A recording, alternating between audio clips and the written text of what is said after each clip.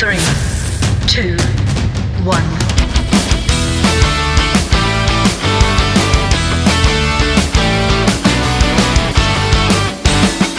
I want to start out with a little story this morning.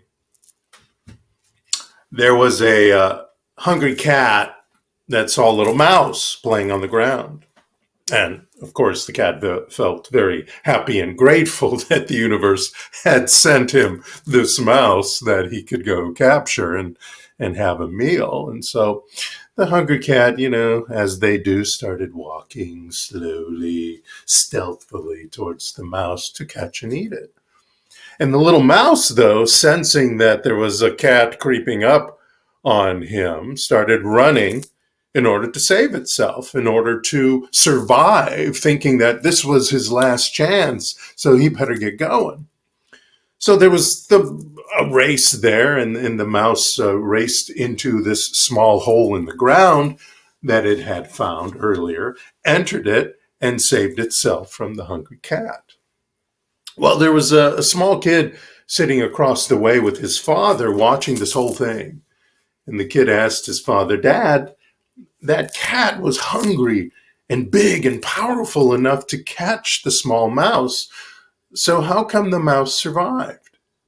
And the father explained to his son, "Well, the cat was committed to catch the mouse, to eat, of course, as a routine of his life, whereas the mouse was determined and committed to survive. The cat knew that if he fails to catch the mouse, he'll survive. Another mouse will show up." But the mouse knew that this was his last chance to survive. Now, too many times I have, as well as I have seen people, be the cat. Yeah, very stealthy with words, strong with committing to our spiritual practice, even very quiet about their consciousness work. Not boastful about, "I'm going to get this and I'm bringing this into my life." All the wonderful things that help manifesting work. All the signs that also you're going to survive whether you do or not. Whether you do or not manifest this. But will you thrive? That's part of the point of this story. Will you thrive? Are you committing to not just surviving in your spiritual practice, in the actions that you take in life, but thriving? Now, I've been driving home the idea of purpose, the idea that revealing the divinity that is within you already, which is the purpose statement of this center, is also the purpose statement for us all. It's why I created it. It's why it was intuited to me, because no matter what you feel your central motivating aim is for your life, no matter what gets you up in the morning, no matter what guides you in your life decisions or influences your behaviors, shapes your goals, or offers a sense of direction for you and creates meaning for you, none of that is as important as your underlining purpose in life, which is to reveal the divinity that is within you.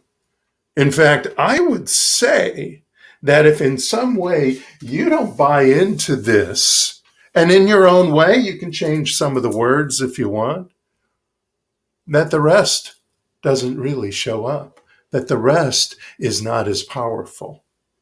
This is the meaning of life itself. This is why we are here. This is why we exist at all. And though the story of the cat and mouse talks about the cat being committed, and that's the title of my talk, Commit, he wasn't committed to thrive. He was just committed to survive. He was just committed to get day by day, whatever. He wasn't stepping up to his highest self.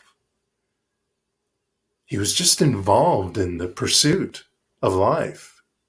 Now, I'm not rooting for the cat versus the mouse here, but the story illustrates how we too often give up We take the seemingly easy road and not commit to our most basic purpose in life, which is to create and thrive. To thrive, not just get by, to thrive. I read this great article or blog, whatever it was, by a woman named Yvette Erasmus. And she's a doctor of psychology. And she tells this story in this article I wrote. She said, driving home from dropping her daughter off at school, she noticed two squirrels frantically rushing to get across the road. And I'm sure we've all seen that before. It happens in my neighborhood a lot. And cars were coming from both directions, and one squirrel ran straight across the road, dodging wheels as it went, making it safely, eventually, to the other side. Now, the other squirrel had a change of heart halfway across the road. As cars approached, it darted back, barely missing a wheel, making it underneath a second car, but then just, freaked out and turned around and zigzagged its way over to join his mate, waiting safely up a nearby tree. And Dr. Erasmus started thinking about how many times she had started down a road, taken a journey, taking herself on this path to somewhere, and had come across an obstacle and then decided to change directions, only to find another obstacle and deciding to change directions again. She admired the committed squirrel who was unwavering in purpose. It faced one car one time and then got across safely. But she found herself, and as I read this, I found myself having done this. She found herself identifying with the indecisive squirrel who faced three different cars and had a more harrowing experience just to make the same crossing. Like many of us, she found herself doubting herself sometimes when she was on a path, on a journey to her next adventure, to her next triumph. She tended to change directions based on things like insecurities, fears, self-doubt, instead of using the clarity of her purpose and an unwavering commitment to that purpose. But then she realized that both of paths of the squirrels carry risks.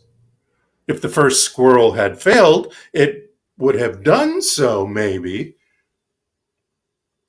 but it would have done it in service to a grand vision of a better tree, a better nut, a better nest, revealing the divine purpose that it had. The second squirrel, dashing the cars, would simply have died, if it had died, in service to, oh my gosh, what the F am I doing right now? Anyway, why am I crossing this damn road? Who thought this was a good idea? Versus just going forward. When we know where we want to go, where we came from, and are clear what our purpose is, we all have a much greater ability to tolerate discomfort and to act courageously in the face of our fears, our old stories, the conditions that seem to be around us right now, the facts. We can drop our attachment to the hows that lead to the fruition of our journey. That second squirrel was all involved with how and fears and old stories of I've seen my fellow squirrels get squished. When we live from an open-hearted integrity, when we feel that, when we know, when we decide and declare that we are no longer controlled by people's judgments or their reactions to something we think, decide, or do, this causes our journey to flow with more ease and grace. This helps us take the highest road with our most basic purpose, the foundation of any purpose we have in life,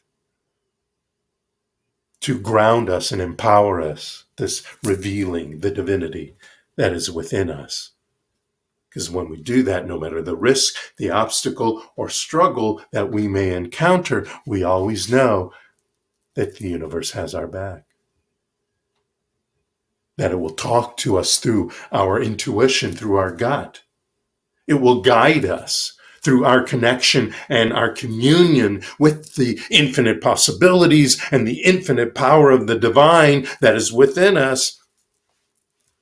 It will show us the way if we let it, if we are open to it, if we are staying away from freaking out from the old stories, the old paradigms of life or of what we've been taught.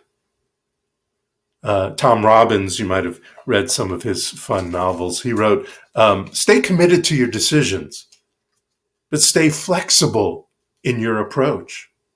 Now, you may say the squirrel was staying flexible. No, the squirrel was reacting through his fears instead of responding.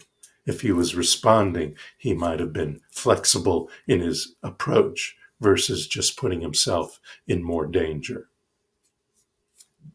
There's a great story, today's full of stories, about a chicken and a pig living on a farm. The farmer was really, really good to them, and they both wanted to do something nice for the farmer. And one day the chicken approached the pig and said, hey, I have a great idea for something we can do for the farmer. Would you like to help? And the pig said, of course. What is it that you propose? And the chicken knew how much the farmer enjoyed a good, healthy breakfast and how little time the farmer had to make a good and healthy breakfast. And he said, I think the farmer would be very happy if we made him breakfast. And the pig thought about this. And while not as close to the farmer, he too knew of the farmer's love for a good breakfast. And he said, you know what? I'd be happy to help you make breakfast for the farmer. What do you suggest we make? And the chicken, understanding that he had little else to offer, he suggested, well, you know what? I could provide some eggs. And the pig said, well, that's a fine start. What else should we make? And the chicken started looking around, as chickens do, and scratched his head and then said, ham. The farmer loves ham and eggs. Let's get him some ham and eggs. And the pig, very mindful of what this implied, said, yeah, that's fine, but while you're making a contribution, I'll be the only one making a real commitment. Now, we don't literally want to give our life like the pig would have to, or the squirrel might have, in being committed to our purpose and our next adventure. But we're going to be committed. And we have to ask ourselves, are we just committed, or we just merely involved in our purpose, especially in this purpose, revealing the divine within? Are we just kind of going along, or are we being it? Is it a part of our every decision? Think about this. Consider this. What is your level of commitment to any parts of your life? Are you committed to that? Whether it's your health, your relationships, your finances, are you committed to that, or are you just merely involved? Are you willing to increase your level of commitment in the parts of your life you think are lacking? And mind you, pretty much all of us, if not all of us, is lacking in some part of our lives. And we want to improve that. And we want to improve on the improvements that we made as well. But are we committed to it, or are we just kind of involved? You know, waking up in the morning and making breakfast and doing your stuff and going outside, you're just involved. You're already involved, but are you committed to having a great day? Are you committed to having a fabulous breakfast? Are you committed to going out there and enjoying the sunshine? Imagine what that would be like. Not just going outside, but taking a moment when you go outside and being in this beautiful environment that the earth provides us and the universe provides us, and being a part of it, not just being there, but being committed to enjoying it. I want one more story about purpose, about being involved or or being committed in the difference between the two. There were two warring tribes in the Andes. One lived in the lowlands and the other high in the mountains. And the mountain people invaded the lowlanders one day. And as a part of their plundering of the people, they kidnapped a baby of one of the lowlander families and took the infant with them back up to the mountains. And the lowlanders didn't know how to climb the mountain. They didn't know any of the trails. They didn't know where to find the mountain people or how to track them in the steep terrain in order to get this baby back. But even so, they sent out their best party of fighting men to climb the mountain and bring the baby home. And these guys tried one method of climbing and then another, and they tried one trail and then another. And after several days of effort, they only climbed a couple hundred feet. They didn't really get anywhere. Feeling hopeless and helpless, the lowlander men decided that the cause was lost. They gave up the fight, they gave up the search, and they prepared to return to their village. And as they were packing up their gear for the descent, one of them turned around and saw the baby's mother walking toward them, coming down from the mountain, which they couldn't even figure out how to climb very far. And then another guy noticed that she had the baby strapped to her back. How could that be? Well, a third guy greeted her and said, we couldn't climb the mountain. How did you do this when we, the supposed strongest and most able men in the village, isn't that such a man thing to say, but couldn't do it. We couldn't do it. We're supposedly the smart ones. We couldn't do it. How did you do that? And she shrugged her shoulders and said, it wasn't your baby. Now, the lesson here, there's many lessons here, but one of them is not to worry, not to freak out about it. When you have a purpose and the commitment to thrive, you will find a solution to your problem. You will have the energy, the imagination, the intuition, and the guidance, and the expertise will show up whether you have it or not. An expertise will show up when you're calm about it, when you are at ease about it, when you remember your most powerful and underlining purpose, which is revealing the divinity that is within you and all the power and creative abilities that come with that. Ken Blanchard wrote, there's a difference between interest and commitment. When you're interested in doing something, you do it only when it's convenient. When you're committed to something, you accept no excuses, only results. Commitment is the state or quality of being dedicated to a cause, activity, and the like. Now, it could also be an engagement or an obligation that restricts freedom of action. So when you're committed to the old stories, the old paradigm of no, I can't, and all the various versions of no, I can't, then that's what you get. No, I can't. That's what you get. Freaking out like the squirrel, like the second squirrel, and going here and there and almost losing their lives before they get to the joys of their purpose. Well, I'm here to tell you, yes, you can. Yes, you can. Yes, you can have wealth. Yes, you can have a loving relationship. Yes, you can get healthy. Yes, you can find fulfilling work. Yes, you can. Yes, you can. Yes, you can. As Eckhart Tolle wrote in A New Earth, Awakening to Your Life's Purpose, whenever you become anxious or stressed, he reminds us, outer purpose has taken over. Outer purpose. He's talking about things going on the outside, not what's going on in the inside. And he continues, and you lose sight of your inner purpose. You have forgotten that your state of consciousness is primary and all else is secondary. Your state of consciousness is primary. If you start from here or some version of here that empowers you and all the parts of you and all the wisdom of you and all the wisdom of the universe and the ages to show up for you, to thrive. Commit to your purpose, the purpose of being happy.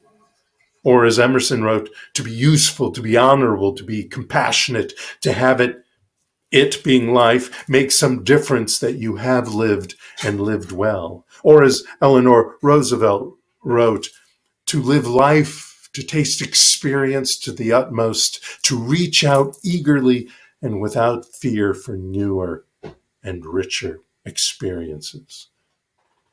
Or as Robert Byrne wrote, the purpose of life is a life of purpose. So no matter the words that follow, my purpose is, awaken to the truth that it is always primarily to reveal the glorious universal creative power that is within you right now, today, and forevermore. Commit to revealing the divinity in you. Thank you so much. Namaste. Little woohoo in the background.